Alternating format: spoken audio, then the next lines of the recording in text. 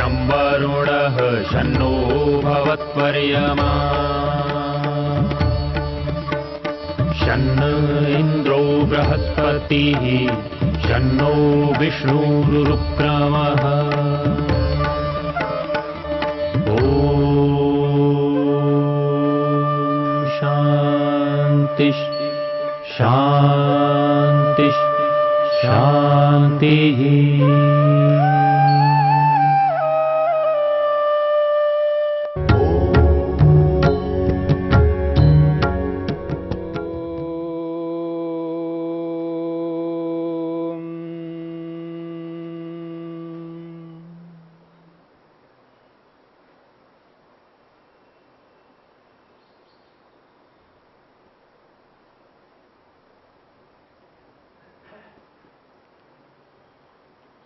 आज का मानव जैसे जैसे विभिन्न प्रकार की योग्यताओं को प्राप्त करता जा रहा है, वैसे वैसे इंद्रियों पर नियंत्रण खोता जा रहा है। एक ओर से विभिन्न प्रकार की क्षमताओं को अपने अंदर प्राप्त करता जा रहा है, दूसरी ओर जो इंद्रियां हैं व्यक्ति की, चाहे देखने में हो, सुनने में हो, बोलने में हो, इंद्रियों की जो स्थिति है, जैसे अपनी इंद्रियों को अपने वश में रखना है, वो अपने वश में न रखता हुआ एक प्रकार से इंद्रियों का दास बनता जा रहा है।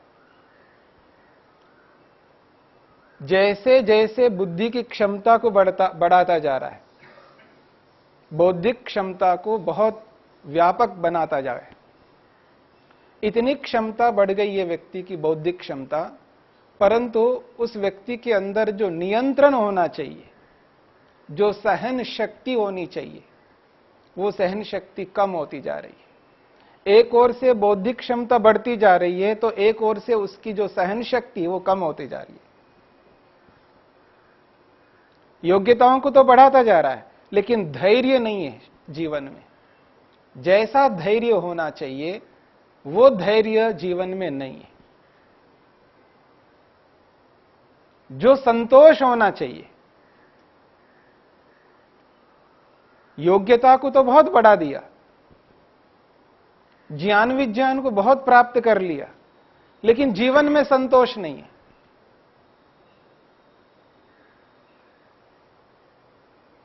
अपनी बुद्धि को बहुत अच्छा मानता हुआ, बुद्धिपूर्वक कार्यों को करता हुआ, उसके जीवन में जो निडरता होनी चाहिए वो नहीं है, डर बहुत है।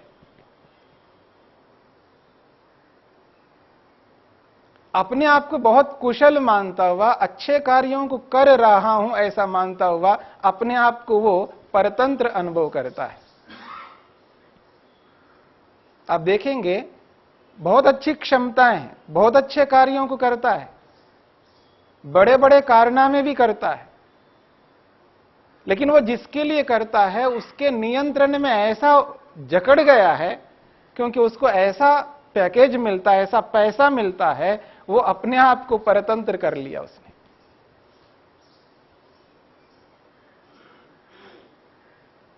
तो विभिन्न प्रकार की क्षमताओं को धारण करके भी व्यक्ति अपने आप को एक प्रकार से पंगु बना लिया। इंद्रियों पर वो नियंत्रण नहीं है। स्थूल रूप से बाह्य जड़ पदार्थों को एक सीमा तक बहुत अपने नियंत्रण में रखता है। कुछ स्थूल पदार्थों को अपने नियंत्रण में किया हुआ है व्यक्ति, पर अपने आप को काबू करने में असफल हो गया है। अपने मन को अपने नियंत्रण में करने में सफल नहीं हो पाया।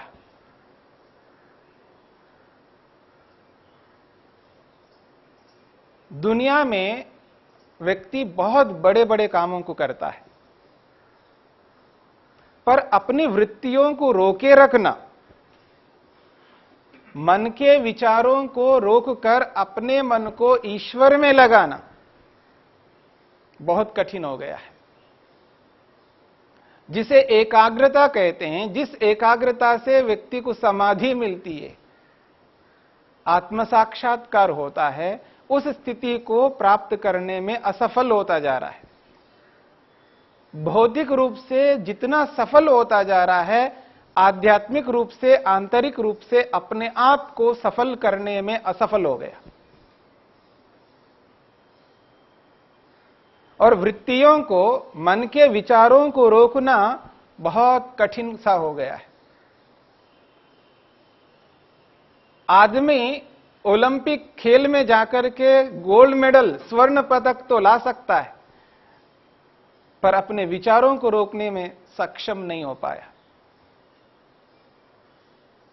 ऐसे ऐसे कारनामे करता है व्यक्ति, चाहे वो धन के लिए, चाहे वो नाम के लिए, चाहे वो किसी के लिए भी, असंभव सा लगने वाले कामों को भी करने लगता है आज। चाहे उसका नाम हो जाए, चाहे उसको पैसा मिल जाए, अपनी सारी क्षमताओं को उसमें लगा करके उस काम को कर डालता है। पर इस विषय में, विचारों को रोकने के विषय में असफल होता जा रहा है। अपने मन को अपने काबू में रखने में असफल हो गया। छोटी छोटी चीजों में भी वो असफल होता हुआ दिखाई देता है। बहुत सारे मनुष्यों को अपने नियंत्रण में कर लेता है, बहुत सारे लोगों को कर लेता है, चेतन पदार्थ हैं वो, पर एक इंद्रिय को अपने नियंत्रण में करने में असफल है। बहुत बड़ा लेखक बन सकता है, विश्व प्रसिद्ध लेखक बन सकता है, लेकिन अपने विचारों को अपने काबू में करने में वह असफल है। वक्ता भी बन सकता है, विश्व प्रसिद्ध नंबर 1 वक्ता बन सकता है, पर अपने मन को अपने काबू में रख करके, मन को रोक करके आत्मा परमात्मा में लगाने में वो असफल हो गया। कुछ ही समय लगा करके व्यक्ति राजनीतिक क्षेत्र में, राजनीति के क्षेत्र में वो हीरो बन गया, बन जाता है व्यक्ति रातों रात स्टार बन सकता है। बहुत मेहनत करता है व्यक्ति, बहुत पुरुषार्थ करता है, परंतु ये सब करता हुआ अपने आप को खो दिया। वृत्तियों को रोकना, मन के विचारों को रोकना एक बहुत बड़ा कठिन सा हो गया व्यक्ति के लिए। इतनी सारी क्षमताओं को प्राप्त करके भी व्यक्ति चिंताओं से ग्रस्त है, नाना प्रकार की चिंताओं से त्रस्त है व्यक्ति, दबावों से ग्रस्त है व्यक्ति, तनावों से ग्रस्त है, बेचैन है व्यक्ति अंदर से, मन से। ऊपर से बहुत अच्छा दिखाई देता है व्यक्ति, लेकिन अंदर से परेशान रहता है, दुखी रहता है, अपने मन पर नियंत्रण नहीं है।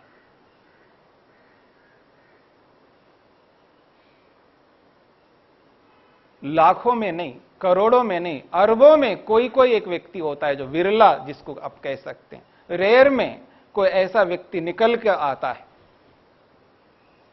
जैसे आज के वैज्ञानिक किसी वस्तु को जानने के लिए बहुत मेहनत करके उसके एक एक अवयव को पहचानते हैं, ठीक इसी प्रकार से अरबों में से कोई व्यक्ति ऐसे निकल के आता है और अपने मन को पकड़ने लगता है। आखिर मन उत्पन्न हुआ है तो इसका मूल क्या है, इसका रॉ मेटीरियल क्या है। जैसे एक वैज्ञानिक किसी तत्व के अंदर प्रवेश करता है, सूक्ष्मता से माइक्रो होकर के उसको समझने का प्रयत्न करता है, वैसे ही ये व्यक्ति विरला है। जन्म जन्मांतरों से पुरुषार्थ करता हुआ अपने मन के मूल को समझ लेता है कि इसका मूल कारण क्या है। और जब जैसे मूल कारण पकड़ में आता है तो उसको एहसास होता है तो जड़ वस्तु है, ये लिविंग थिंग नहीं है, नॉन लिविंग थिंग है। ये अपने आप काम नहीं कर सकता है, इसको मैं कराता हूं। इस मन से कराने वाला मैं हूं, वो खुद नहीं कर सकता। इस बात को सूक्ष्मता से, जिस प्रकार से एक वैज्ञानिक किसी जड़ पदार्थ को पकड़ करके समझ लेता है, वैसे वो विरला व्यक्ति अपने मन को, जो दिन रात जिस मन के साथ रहता है, उस मन को पकड़ लेता है उसके रॉ मटेरियल को समझ लेता है, उसके जड़त्व को समझ लेता है और उसको चलाने लगता है। वो चलाता है मन को, वो खुद नहीं चलता है। ऐसे व्यक्ति का मन खुद नहीं चलता, वो स्वयं चलाता है उस मन को। ये उपलब्धि होती है उसको। इतना ही नहीं, जब वस्तुएं बनती हैं तो बनने की जो प्रक्रियाएं होती हैं, कौन सी वस्तु किस रूप में बनती है, इस प्रक्रिया को भी जान करके मन की प्रक्रिया को भी समझता है कि मन किस तरह बना है। जो सत्व रज तम है इस मन के अंदर, कौन सा तत्व इस मन के अंदर अधिक है, जिसके कारण से जो मन का स्वभाव बना है उस स्वभाव को पहचान लेता है। प्रत्येक व्यक्ति का यानी प्रत्येक पदार्थ का कोई ना कोई एक अपना स्वभाव हुआ करता है। कोई दुनिया में ऐसी चीज नहीं है जिसका कोई स्पेशल, कोई विशेष स्वभाव ना होता हो। प्रत्येक पदार्थ का एक विशेष स्वभाव होता है। ऐसे ही मन का क्या स्वभाव है पहचान लेता है व्यक्ति।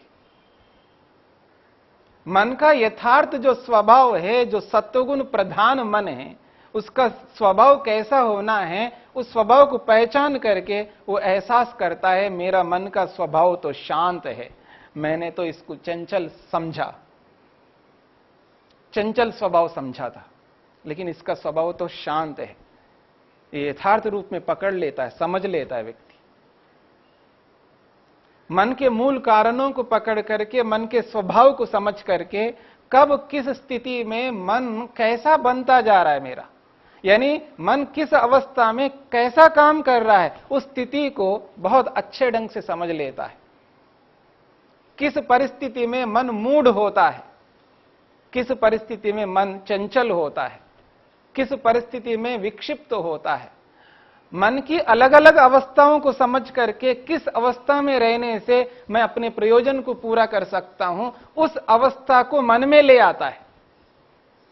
मन को वैसा ही बनाता है, उसी अवस्था में उस मन को बनाए रखता है जिस अवस्था में रहने से व्यक्ति अपने मन को आत्मा में, परमात्मा में एकाग्र कर सके। जो काम करना चाहता है उस काम में अपने मन को ऐसा लगा देता है जैसे कोई बंदरी एक बच्चे को पकड़ करके रखती है, छोड़ती नहीं है। ऐसा लगा देता है, उसको ऐसा संयुक्त कर देता है जिससे कोई विचार उत्पन्न ही ना हो। बिना इच्छा के, बिना प्रयत्न के, बिना ज्ञान के व्यक्ति कोई ऐसा विचार उत्पन्न ही नहीं कर सकता। इतना सामर्थ्य उस व्यक्ति को प्राप्त हो सकता है। मन की अवस्थाओं को समझ करके जो मन के विचार है, मन की जो वृत्तियां हैं, अलग अलग प्रकार की वृत्तियां, अनगिनत वृत्तियां, असंख्य प्रतीत होने वाली वृत्तियों को समझ करके उन सारी वृत्तियों को रोकना बहुत बड़ा कठिन है।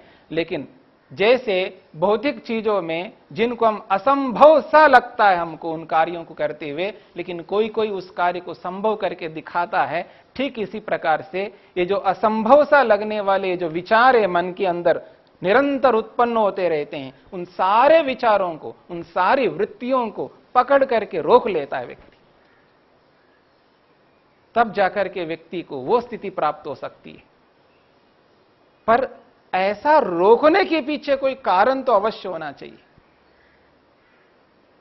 मतलब कौन सा ऐसा उपाय अपनाता है व्यक्ति जिससे व्यक्ति सारी वृत्तियों को रोक ले। क्योंकि वृत्तियां निरंतर चल रही है, व्यक्ति के मन के अंदर निरंतर विचार उत्पन्न होते जा रहे हैं।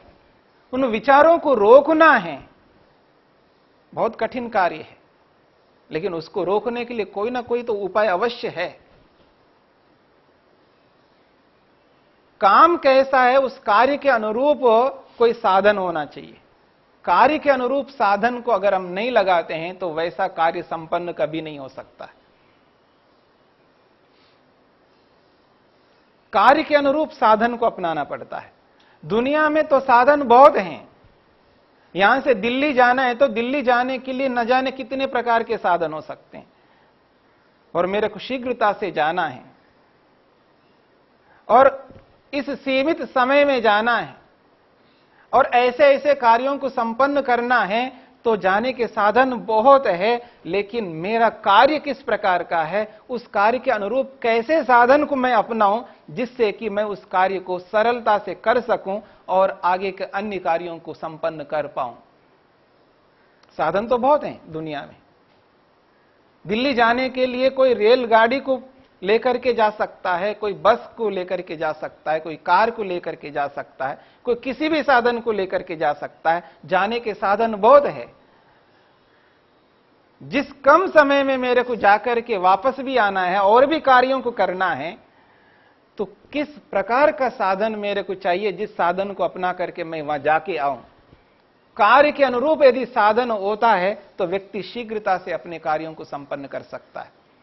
अगर मैं ये कहूं मेरे को केवल दिल्ली नहीं जाना है, मेरे को बेंगलुरु भी जाना है, मेरे को हैदराबाद भी जाना है, मेरे को चेन्नई भी जाना है, एक ही दिन में जाना है और ये सारे कार्यों को एक दिन में करना है। काम कैसा है, उस काम के अनुरूप मेरे को साधन को अपनाना पड़ेगा। ठीक इसी प्रकार से ये जो वृत्तियां हैं मन के जो व्यापार है, इन समस्त व्यापारों को रोकना है, तो कौन सा ऐसा उपाय है जिस उपाय को अपना करके मैं अपनी वृत्तियों को रोक सकूंगा। यदि मैं ऐसा उपाय नहीं अपनाऊंगा तो मैं वृत्तियों को रोकने में सक्षम कभी नहीं हो पाऊंगा। हम लोग उपायों को अपनाते हैं, अपने मन को रोकने के लिए प्रयास भी करते हैं, जिसके मन में जो चिंता पैदा हो जाती है। कोई व्यक्ति घर से निकल करके गया है और जिस समय पर आने के लिए बता करके गया है उस समय पर वो नहीं आता है, तो व्यक्ति को चिंता हो जाती है। नाना प्रकार के विचार मन में उत्पन्न हो रहे होते हैं। वो उन विचारों को रोकने की चेष्टा करता हुआ भी वो विचारों को रोक नहीं पाता है। उसको बताया जाता है, बताने के बाद भी वो व्यक्ति उन विचारों को रोक नहीं पाता है और इस बात को समझ रहा भी होता है, हां ऐसा मेरे को नहीं सोचना चाहिए, ऐसे विचार नहीं करना चाहिए, ऐसी चिंता नहीं करनी चाहिए, चिंता करना उचित नहीं है, चिंता करना यथार्थ नहीं है, ये सब जानता हुआ भी वो चिंता करता हुआ रहता है। चिंता से मुक्त नहीं हो सकता व्यक्ति और उस चिंता को रोकने के लिए न जाने कितने उपायों को अपना रहा होता है, लेकिन वो उपाय नहीं अपनाता है जिस उपाय को अपनाने पर वो चिंता रुक सकती है। वो उपाय नहीं अपनाता है व्यक्ति। और एक बात, एक ओर से उपायों को अपनाता जा रहा है, दूसरी ओर से चिंता करना आवश्यक भी मान रहा है। व्यक्ति का ज्ञान देखिए किस प्रकार का ज्ञान है। एक ओर से व्यक्ति उपायों को अपना रहा है, चिंता को रोकने की चेष्टा करता है, और दूसरी ओर से चिंता को आवश्यक भी मान रहा है। विरोधाभास है दोनों में। इसलिए व्यक्ति चिंता को रोक नहीं पाता है, इसलिए टेंशन में रहता है और वो टेंशन एक प्रकार से दबाव में बदल करके ऐसे डिप्रेस हो जाता है व्यक्ति, और जीवन में व्यक्ति बहुत दुखी रहता है। इन समस्त दुखों से छूटना हो तो योग को अपनाना होगा, व्यक्ति को योगाभ्यास करना होगा। योग के बिना अपने मन को व्यक्ति अपने काबू में कभी नहीं रख सकता है। इसलिए वृत्तियों को रोकना आवश्यक है। वृत्तियों को रोकने पर ही योग के रूप में व्यक्ति कर सकता है।